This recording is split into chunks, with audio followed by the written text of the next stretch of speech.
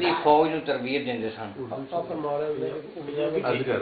اردو اچھا میرے والد صاحب اعلیٰ کے مرید تھے اور ترک کی فوج کو تربیت دیا کرتے تھے. حکومت ترک کی طرف سے حجاز مقدس کی فوج کو تربیت دینے کے لیے آئے تھے. یہ سعودیہ سن 1922 کے بعد لوگوں نے کہنا شروع کیا ہے. پہلے لوگ کہا کرتے تھے حجاز مقدس. تو حکومت ترک کی طرف سے حجاز مقدس کی فوج کو تربیت دینے کے لیے آئے تھے. بستی قباء شریف جہاں مسجد قباء ہے وہاں ہماری رہائش تھی. میری ولادت 1 جنوری سن 1900 میں بستی قباء شریف میں ہوئی.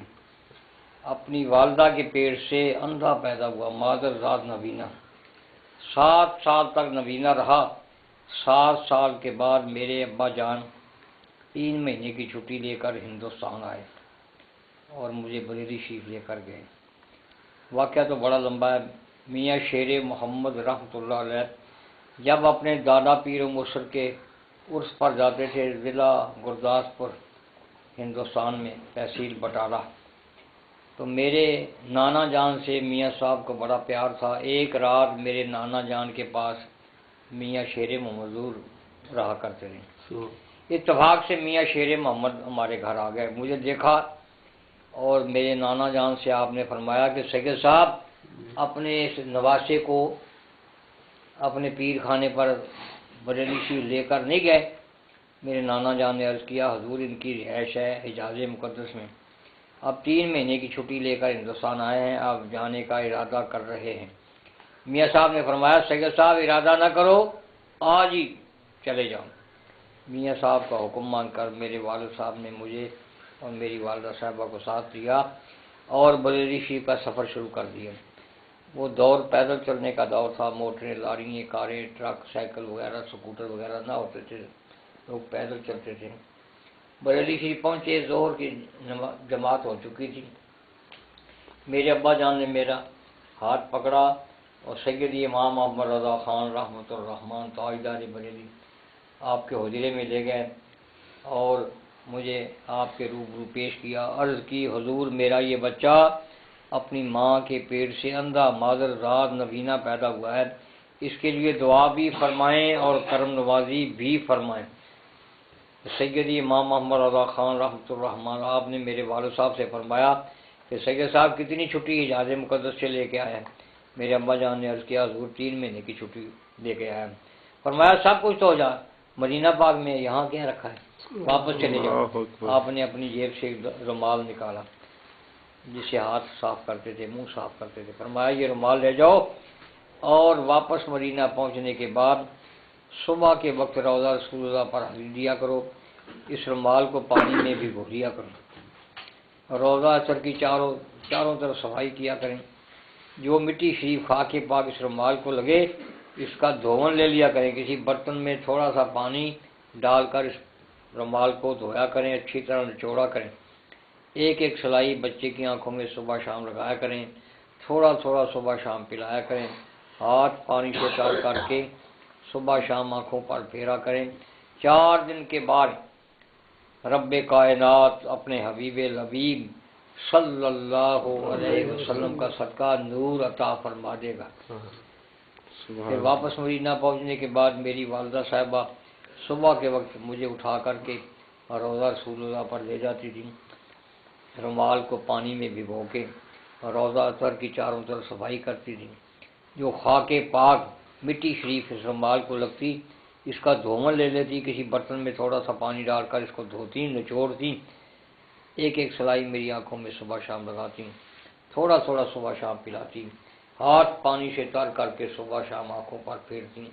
15 دسمبر 1906، 16 دسمبر 1906، 17 دسمبر 1906، 18 دسمبر 1906 4 دن میری اماں جان نے سیدی امام محمد رضا خان رحمۃ الرحمن آپ کے فرمان کے مطابق عمل کیا. 19 دسمبر 1906 رات کو میں سویا ہوا تھا، جاگا تو میں نے تھوڑی تھوڑی روشنی محسوس کی. معمولی دیواریں نظر آنے لگیں.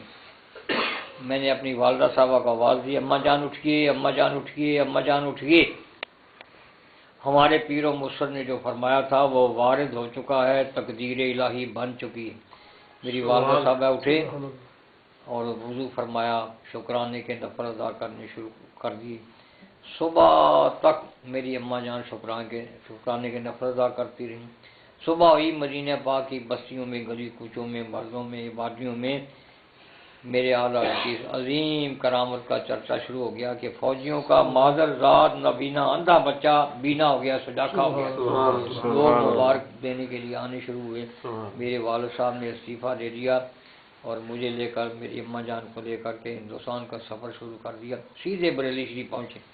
میری والدہ صاحبہ فرمایا کرتے تھے کہ جب ہمارے پیر و مرشد یہ فرما رہے تھے کہ یہ رومال لے جائیں اور واپس مدینہ پاک چلے جائیں، روزہ رسول اللہ کی صبح کو حاضری دیا کریں، اس رومال کو پانی میں بھگو کر گیلا کر کے روضہ اثر کی صفائی کیا کریں، جو مٹی شریف آ کے پاک اس رومال کو لگے کسی برتن میں تھوڑا سا پانی ڈال کر اس کو دھویا کریں، اچھی طرح نچوڑا کریں، ایک ایک سلائی بچے کی آنکھوں میں صبح شام لگایا کریں، تھوڑا تھوڑا صبح شام پلایا کریں، ہاتھ پانی سے تر کر کے صبح شام آنکھوں پر پھیرا کریں۔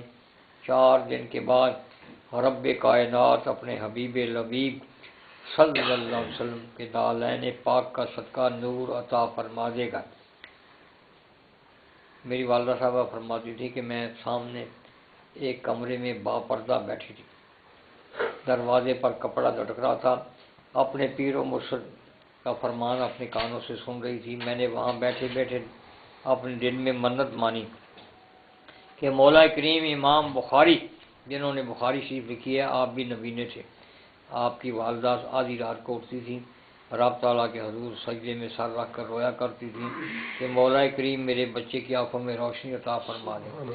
ایک رات میرے دادا، میرے جد امجد حضرت ابراہیم علیہ نبی علیہ الصلوۃ والسلام کی زیارت ہوئی۔ آپ نے فرمایا بی بی رو نہ، صبح تیرا بیٹا اٹھے گا تو بینا ہوگا، سجاکھا ہوگا۔ چنانچہ امام بخاری صبح اٹھے تو آپ بینا تھے، سجاکھے تھے۔ میری والدہ صاحبہ فرماتی تھی کہ میں نے وہیں بیٹھے بیٹھے اپنے دل میں منت مانی کہ یا الہی، جس طرح امام بخاری رضی اللہ تعالیٰ عنہ کی آنکھوں میں روشنی عطا فرما دی، میرے بچے کی آنکھوں میں بھی روشنی عطا فرما دی۔ تو بریلی شریف آ کر کے 3 مہینے اپنے پیر و مرشد کے پاس آنے والے مہمانوں کے لیے لنگر پکاؤں گی۔ پھر میری والدہ صاحبہ تندور پر روٹیاں لگاتی تھیں، سالن پکاتی تھیں۔ میرے والد بریلی کے جنگل میں چلے جاتے تھے، لکڑیاں کاٹ کر لاتے تھے۔ 3 مہینے میری والدہ صاحبہ نے، میرے والد صاحب نے میرے اعلیٰ حضرت سیدی امام محمد رضا خان رحمۃ الرحمٰن آپ کے پاس آنے والے مہمانوں کے لیے لنگر پکایا۔ جس وقت ابھی میں نبینہ تھا، سیدی امام محمد رضا خان رحمۃ الرحمٰن آپ نے میری والدہ صاحبہ اور والد صاحب کو فرمایا کہ سید صاحب آپ کا بچہ بینا بھی ہو جائے گا، سجاکھا بھی ہو جائے گا، اور رب تعالیٰ آپ کے اس بچے کو ساری دنیا کی سیر نصیب فرمائے گا، اور عظیم سے عظیم تر اور عظیم سے عظیم ترین ہستیوں کی مولا کریم اپنے حبیب لبیب صلی اللہ علیہ وسلم کا صدقہ زیارت بھی نصیب فرمائے گا۔ یہ ولی کی بصارت ہے، ولی کی بصیرت ہے، یہ ولی کی بشریت ہے۔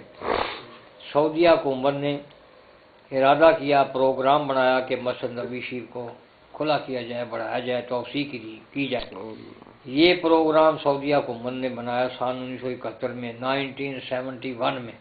جو نقشہ مسجد نبی شریف کا بنایا گیا وہ بھی سن 1971 میں بنایا گیا۔ اس نقشے کے اندر سردار الانبیاء نبی آخر الزماں کے والد پاک حضرت سیدنا عبداللہ بن عبد المطلب رضی اللہ تعالیٰ عنہ آپ کی قبر انور اس نقشے میں آتی تھی۔ پرانے حاجی جنہوں نے 40 سال پہلے حج کیے، انہوں نے دیکھا کہ مسجد نبی شریف کے بالکل قریب ایک